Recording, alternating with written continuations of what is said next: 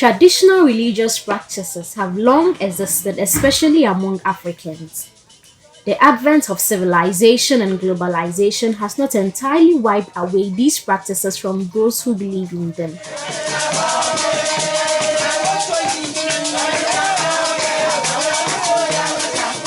Here in Ghana, some of the traditional religious practices are still held in high esteem and are mostly practiced in the rural communities. They are seen as outmoded, barbaric, and sometimes even intriguing to those who do not believe in it. One of such intriguing traditional religious practice is an unfolding story of a young girl from Abor, a town located in Keta municipality of the Volta region of the Republic of Ghana. As a result of some event in her life, has been initiated as a traditional priestess in her community. We interviewed the traditional chief priestess who healed and trained the young girl. Magara danyaji no de nanemenam yele fiashiri blame wezo nya nyezo sankonya nya de naneko maganglobo ele Ewenyigba TV foya balaji Ewenyigba TV na masinyo Ewenyigba TV alebe omoda shade jitum ya kongsang venu aga nyono kenegere ya baloji akpele scope TV le tema alo Destiny FM nyeli akpele ashe aju danya barakuku wezo barakuyo ha wezo nkonye nya Richard Clark agbanyo Yomba DJ Sinclair, mama Yagareko, Daniel, Wezo Aka, Mana Georgia, Naba Magada, Fiashiri Blama, Alabama Makun, Tolika, Coco, Drakuro, who you call, Nizifula Makaba, Natape, Nilak Blama Vavai, Danya, Nanya Blue Fiashiri, Vanyari, about the Congo, Nadi Yomi Coboraji. La minute farmer better, two malunken, a cover and Tengana, the Viona Yalo, Amadana Strong Chuma. Yo, mara kuma do tafla china tonyo, mama nyo, togbinyo, togbio mama o. Mado tafla china oba enya nyankwenya afotuda hunsuke. Macho achito. Da konwa enya nunyada, nya nuvavada. Sikaba mia togbiwa wokwe ko dari na mi afie vajo ko aweba mia devia wa. Mia va garama, mia mo yo lomba mia garama kwa. Mia garama dada toy. Nya ma danara tonyaji, na bo fisi afina yomudwa. Na ma koli noga kumana na manoga va. Ala ba ye khomuragbe. Ta manana manoga. Ta de konwa manya nu gbagblen wo nya o. De konwa anu nwie wo nya, anu nwiaran tonya de konu. Nya ma fon fojiji o nya nto malafia. Mano Nigeria afi mai mano afi a trova de funam afi magbova Ghana ye magbova Ghana ma va garama kwa ai magarama makpogbele te ma majedo ozu dono wo we kaka matewo kaka yo kura de konwo nko wo va we nam mazu Amegashie davu makananu ma wana tronam na adi nwoko ma wagano na san awo mami jogba fofi numo kata miewone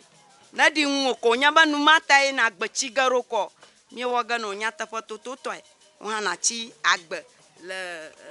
amawotoma ta de konwen nwiaro nya miama yo kata la fiaro kuma glo dada to eba de konu maga kpangu na marakau maga nyongu na marakau nyanya la fia de konu manyongu na mu ajangunya fa masuba gasaranya kuma nyama troga la yomu ala bayena malagbe de konwa na ba nyankumoko na garafi mochwa nyahama wosuara lanchi la de konwa ma makara dibana manya de konwa ta nyahanya mate akposu mo ta de konwa nu nyunya na di nwoko garama magavoni de konwa manya nu vovon onyo anu nwie onya na garama ko akpo agbe ano ta mara kama gavona de konu na ta ruoba de konu togbe na iga akpe ko gara oji dada toy wo woga hanu fafana vema ta nana mai nya ko zora jiema fafa alama ta vora kama la de konu fanyara kamu avora ka mala de kon nyara kamu nye ha magarama ika mawoviare lang ku ajanya va vito ay majado ye de kon kondagbe ye me tso Nigeria heva me koe le wonto nya gbogblɔ me ke ne me gage ɖe dziwo ke ɖe egba me gblɔ le nya me be nya ɖeviwo koe kpe be nke ma wɔ me danye le nke ma wɔ me fofonye le yi ke ɖo ma hia nye zɔna zɔliawo ave lo gli alɔtsi ati atrɔ va megbe nu ke abe nya dada ene titiawo be me titi kɔme kɔ kpe le ɖevi kɔ kpe le nke ne kpɔ be ma fu ɖe ne mia ɖeviawo le ma gbegbe yi ke ko nye gble de kɔnu ɖi nenema danye de nane me na mi kpi Maraku mado taflatsi be dzila yi ke dziame anye danye yi ke dze klo ɖe dzinye dzima nyemate agblɔ ne danye be ne trɔ ne me va yi ɖe tsɛtsia nyemate gblɔ ne danye ya be alo nyame le tsɛtsi me danye nye dekɔnutɔa nyemate gblɔ ne danye be ne trɔ ne va dze nye yome menye nye dzi danya o danya ye dzi nyanya ta nyemate gblɔ ne danye be ne trɔ danya ŋutɔ eƒe mɔ ya dzi o la ye ŋutɔ kpe be mɔ kɔkɔe dzi o nye ye le ne no mɔ ma dzi wòyi ɖe Mawu gbɔ fãa ese aɖeke meku ɖe ŋu ye magblɔ dada tɔe fia be ma ɖeke megagblɔ ne dada yi ke dzi be ne trɔ le yiƒe nuwo gbɔ nu ma eŋunyɔnue wònye ne trɔ le gbɔ enya ma vodada wònye vodada blibo ɖe wònye míenɔ wɔwɔm ɖe mía dzilawo ŋu ne dawo ƒo fie de wo to nya ma mea eme tso nua va no elabe dawoe dzi o menye afi ke wòto afi dzi o menye afi ke wòkpɔ wo le afi va da ɖe anyigba dzi o mekpɔ mɔ nagblɔ ne dawo be trɔ le ŋunyɔnu mawo gbɔa menye nya deditɔe ma ke ɖeko nagblɔ ne dawo be wo hã no tɔwo dzi nye hã ma no tɔnye dzi ne nyo na woa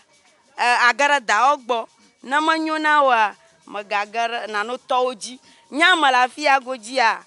megblɔ ne dadatɔe nye kple kristotɔwo nye kple wo ɖeka ko miele pastor hã yɔna funu dzi nye kple wo mieɖɔ dze menye ɖo fia be nyame nye dekɔnutɔ kɔa ne pastor yɔma nyemenu ƒogo ne nya nyemate ayo pastor ao enya ma meli o ye ŋkɔkura le asinye wo yɔna nam be 100% alɔfa ɖeka 100% gale alɔfa ɖeka dzi nam yo yɔna nam pastor we yɔna ŋkɔma nam 100 yo yɔna alɔfa ɖeka gale alɔfa ɖeka dzi woyɔnam be 100% nkata fi ne kpɔ be osɔfo yiwo ke xɔ biblia dzi se Yesu Kristo nya gblɔ mu le nke le fi ne kpɔ wova no wɔwɔ yɔn le fon dzi eke le hu gbogbo de me na mi danye o marakunu ta wo glo nyama roa ye nye be nane dobo ayo doboa o mate karangu ayi mote karangu ayo va gbonya o karanu nu mata e wo nam ko ba 100% ro nane dobo pastor o gade jinya o cha o ma pe kake o gade jinya o pe si baga nglobo ele Eʋenyigba TV va ya balaji maluto mano ko bana hia ha akate kpomi alo asemi anko akpomi le Scope TV tema alo Destiny FM kake baga nglobo be Eʋenyigba TV inko semanele pastor o gade jinya o na nko ya be 100% afia be de konwo ele tefe nya ha manya o ha nya pasu to anya yo miesi masile danye gbaba maga va tu kona dawo kple fofo be na trɔ le nyɔnua ko mo le no va kplo ye yi tɔro do ma yi Kristo gbɔ le danye me gblɔ be Kristo menyo kake ne be dawo le afi me la dasinti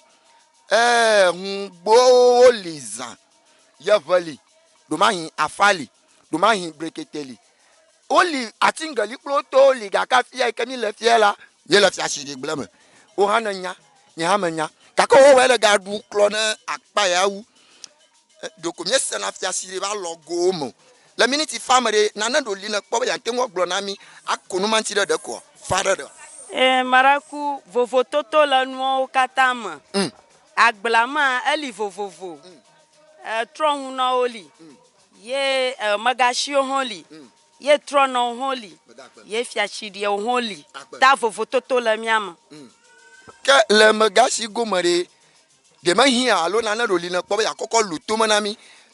mi nfu me zan kaka no glo Amegashie de nuke onya bire ko o Amegashie o ye vua ale afi magba na ba doje nye gbo wo va ge Amegashie nyanya na anu de funawa atron adafuna wo wona wa anya Amegashie ele vovo na fia shiri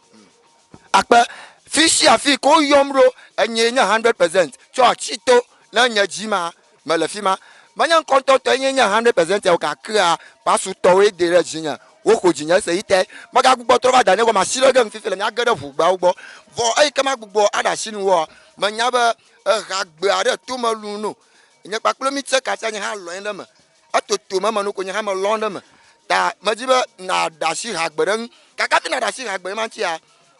danya nyele abo masan ko ba fisa fi ko yom do mayina nka ho ko ba abo ba pa ya ikani le fifila akpa o marakuma do taflache ba abo nu ye convenya ba vinya magashire ka apono viara pa la magbele ye ovaro gbonya ka ye ovaro gbonya nu ya onya makaran ko jila o magbo o lo ba mawe ne fa na wo chi agba na yo ko mawe na apono via ayi mawe ne a nu male plonve aboli nyada dana nyanya bana ivia de ka alebe aja popo via de gbagba aja popo wo trosi nvu ko ayo va do igbo yi khlosa sira ko yi ba mawo o tona yi akpa mai ko khlosa sira mawo toni e na be pon ko anya 100% aga nya vivi kokoko danya agba mai kala ngore atenwo yue na ko nya ma ngere jira de ko nya zoro ngogba amadoma tumonya nu yela kokwo doma kobla manyanya go amadoma tumonya nu yela amadome kokwu manyanya go nanara ya o domi kobla manyanya go nu kela kofi o doma koshima nyanya go amadoma tumonya nu yela amadome kobla manyanya go amadoma chumo nyangi kala kojo doma ka blere na nyanyaga mate nyanyago nyen tonte atora sa nyi le donya mate nyanyago o ba nyanya blala ha ma lo kokwe 100% le bonya fi aba chito le tinyi ka gbona anya pakwe mi gaga gegereji na le Ewenyigba TV ba ya palaoji Scope TV and Destiny FM. We can see the young girl of about 12 years sitting on a mat with her head bowed. She is clad in a traditional fetish regalia and has talc on her face. A year ago, she was not fit and hale as seen. She battled with a strange illness in the form of madness, robbing her of living as a happy young soul every normal girl of her age would be. Desperation and frustration moved her parents to search and seek for all sorts of available help, from hospital to pastors, yet the affliction did not stop. With all hope not lost, they decided to take her to see a traditional priestess in a nearby town.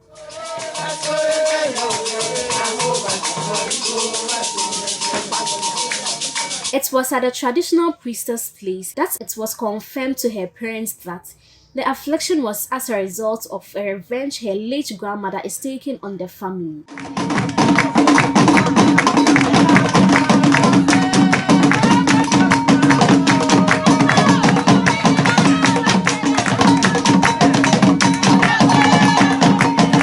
According to the traditional priestess,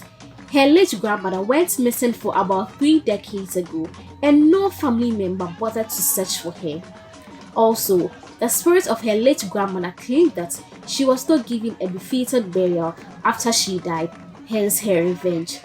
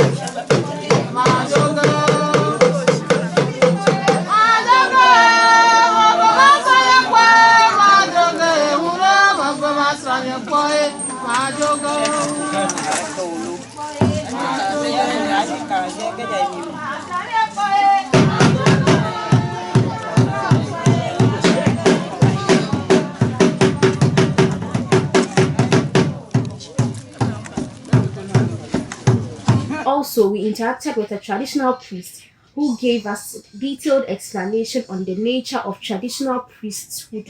Magara Togbi Naji, Huno TV, Akbulete. So if you wait, don't encourage you must Togbi. Sronipa, Agomaria, Voma Beto. Netakpa, Alabama, Ewenyigba TV, Ewelanguagetelevision. Alabama, Never Scope TV tema, Alama. Destiny FM na tasem nyank of ma kakani kan yenye Ewenyigba TV ne la pa ma fi like alaba magara Togbi gadranyi ikafotu male ba tata fi la gbonya alaba ne kale fiashiri bla malun bla makokoko Ewenyigba TV le mi agbo Dije mnya gereji ende kavaroli mabe soke vi omni bungere. Aji be adena no manami. Va vito to angi okaji mel afia. Egba ngono TV agbolete. Stroni pa wezo e. Wa mia wezo. Yo nyanya nko ikama nya ikwe ma yo mamele. Kaka ma kareji bo wo ntwe anya dokio. Amanto ba akpleko nyana akpleko magaraji o. Lake amoji bo yo nya. Yo nyatape nko nya TV agbolete stroni pa. De kongdo la. Akpe. Aba ngwi ajojo wa fia na. Azu mama to gbe o bon. Kaka mia gbavio la. Le ba bui. Kaka na kloro na budu church la pro pastor of ko pa la. Ajo va ya banya ara zuma kuma la. Watu wa do ama wamcha na mata na kama ko padre ma ja do ama. Ko pandra? Ma ja do ama. Akpe to bi yizi nani. Tusi aba mala fa blan na ple votom. Le do ama. Kaka do ya la ngwenya ba na to nyata fa. Na ma nyata fa to mo na kama ji gana o. Na la mara shi o do. O sasa aga ha ga na chi agba na nyang tong. Anyang ara ka mono na ba mala agbla mo da pa na da. Agbla mo nya ba na zora ma ngi la ngogba na pe. Ajaje shi. Aba trosubola na. Trosuboli ha vovo o ma eton. Madali en to ehun, madali atogbanwu nya aso ali. Ta togbanwu ajimye la fia na. Aba mia vi avana. Ka togbanwu ai mi la shashidi gblam ta na nya ba na liko ba o shashidi gblam nya la pa na ka mala la pa na da ngun to nya to ha ba dogo mo pa da cheta ka ka baru ka fofora aga klongbe ya jie ma shirojo yeji ka ka ga klongbe le tron gblam ka ba jona nya ba mako akpare la ko ma nya tin wo gbule ba ma nya nko nya ba amadeli ado 3 ye o garama made o po o garama odo e woje ye okpei okpo do yoyoko ye ogereme gake ama fire plombe elena siame akpama 100 ayo 100 a manyaba Ewenyigba TV jimile Destiny FM sama mile da nanya ba yo 100 a o na mara hada de ma ko fi man le ka na nyino go la siwe la siama la ba ma nyino ko jara fa ma ada dom ye edo akoma dagba umo na beji akarangu afina ngwi honya ojima afianya ye na madado wonto na budu ya ho ya anaba dokona la dokyoshiko kakana onya ba onya pumu angu no ye odado ojienya onya ngwi honya ye na sogbe na nyiko ne madanga ko na nya eglihomena la tosu pe hono nanya eglihomena la azu pe ho nanya ba togbe ya wonto la siwe ma kakana wonto la chija ba to foina ven nanwo ye na ven bubu ma sin la ikona la aka Ewenyigba TV ne ga le huno TV agbolete stroni pa so he oyoni ana no ma dem nami tane sang bo fifi la jaba aduna shaba kaka fi ka fanya ba so he fi na afika na ba do na magbe na na enye na na ike anyo ye okonyu ve no nkera je kokoko do gbetogbe ngi na nya ba Africa nyi gbaje mele ta no nya ba mawu na ko mare ko nya ba nwi ale wo mu ta la bo duna no afia mare na akpo afi Amegashie o soro mu afia nya ba nwi e wo afia o soro ngogba afia we nu akpa wolu kena to wolu to manami gerebe na mira magba gere na chi yo ma vuo dokuna va abuna dokio ala ba Christo subo ta flache yenye afo yo ko anami ba mia atojiwa kaka ma sese ngo ba na jengi agoma fia ajiji anya pikaili na akoko dashi na mia so review va vito ikamne pomba de kongo magahia va vito le mia pa Abor koko doraji ba nyaoma o nya hola ma mia tende togbe gara me na de na me so review yo nguyela me nyabari afifia la nyata pa ma de kongo madoli mortu nyata pa tumu madoli amu nyanya ngwa nyi kakoli domba yowe ta bana ba uzunga uzoma isao ta ala bana unga madala ma abela de kongo ma kakala srogbo afamo atatum ngutu ha ala amabubu shon mo akaga bubu mama abasu dono la de kong mama nta dono nye genele mado na mado hanu no azu ahanu khe mado lia mazu dono nye go azu dono ta la bana globa de kong mama nyu kakeno nye ba madafuna ngmura ko yenya ta pala shiu na dono ko vino agbachin ma dono ma homu akọ dare be shron nyo yenwu yo ngo gbala nshiu nshang na hanyunu kakana mo kata wa ma mvi sore na tu ko nwu ya manye nwu nyo shigboro la pa won to ba nwu ya na wo anaba akuru kristo toro ye fudam nu ta ma ga glo da ko nwu ngbagblo nyo ya da ko nwu ma pe ba nwu nyo nya ta malama ba sore fifiama ya me male ado horama ada ko nwu ya ma pe ba anyu le ta nya nya la mo no nyi na ma dra for ma aye ma do ko ma ye ma akpo ma nya nya egbomo nya nya nkonye Richard Clark agbanu kaka huno TV agbolete sronipa e pa nya agbomo ma la anya mu o bubu jina ojoji hala do dron klebe na do of ta ko ma kploro ale nya ma hu yo kaka o bele na siama nya ba ma do atonyi da ma boba ma ta ba akonyinyi ado o lan nyakle ngoza on maklapio kakana ten atoshi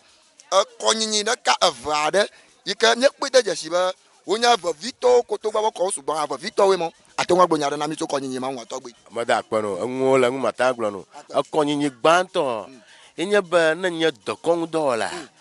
magadela kpara no viosho magadela kpa magaka fatura no viosho e magable no vio ade to tromo magano nyi ba nwu ya kama nwu wona na pudu aba we akọ gblan no viu ma yo kaka nwu ya ba le mi o me se be ogblan ma ga no ha aka no vinyara nye de kon to be ya no ha ala bo no ha ma aglo konu obo ma ga bunyi la nwu ya ko wonya na kaka no ko ma to bo to ya ma bi na ga mo mi bi na nya glo nya jo church ayi ka ba mama nya keshinoto la de kon ma kaka keshinoto mo ba nya abaro ga pupora keshino ngwa kata abu